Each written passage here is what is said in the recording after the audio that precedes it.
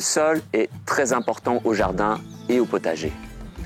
Il y a plusieurs couches dans ce sol qu'il faut absolument respecter, donc on évite de labourer et de retourner la terre. On va voir ensemble qu'il y a des outils adaptés pour le faire. Et puis, il y a aussi la préparation du sol, c'est le printemps, et pour réussir nos semis, il faudra bien s'y atteler. Nous allons commencer par désherber la parcelle pour préparer nos semis. Ici, j'ai quelques plantes qui peuvent m'indiquer la présence ou non de matière organique ou alors être signe d'un sol tassé. Notamment, ici, le cas du chien-dent. Il y a des racines assez traçantes qui posent problème au potager, donc il faut bien les enlever. Ça fait vraiment des racines, des rhizomes superficiels. Il faut essayer d'en enlever le plus possible. Une autre plante qui peut beaucoup ennuyer le jardinier, c'est le lison.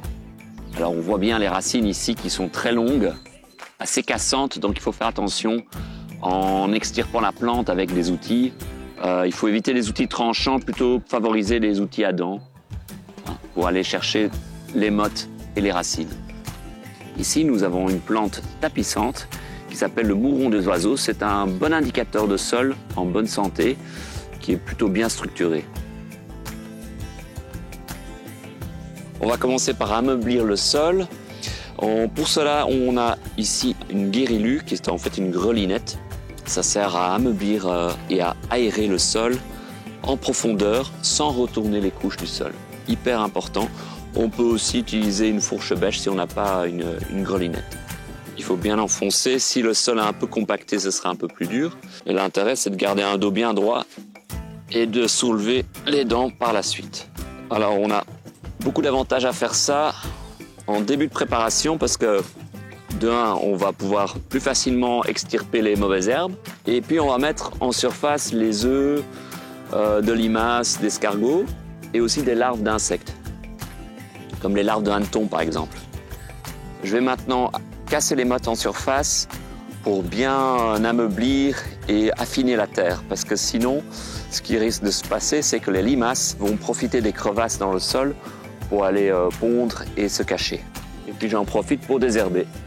On voit les vers de terre qui sont un peu dérangés, mais au moins on ne les tue pas. Maintenant qu'on a brisé les mottes, on peut travailler avec un râteau pour travailler en surface et vraiment affiner la terre. En travaillant la terre en surface, on tombera peut-être sur des larves du sol comme le taupin, la larve de hanneton également, qu'il faut enlever. Ce sont des ravageurs qui vont manger essentiellement les racines des cultures. Donc il ne faut pas hésiter à les enlever, les détruire ou les donner aux poules, pourquoi pas. Sur les parcelles non travaillées qui ne sont pas encore prêtes, en attendant, couvrez-les bien avec des matériaux comme du carton, même des bâches en plastique. Du moment que c'est bien opaque pour étouffer les mauvaises herbes, en tout cas les affaiblir, le temps de les préparer plus tard dans la saison. Donc mettez bien quelques couches quand il s'agit du carton parce que ça risque de se décomposer avec l'humidité.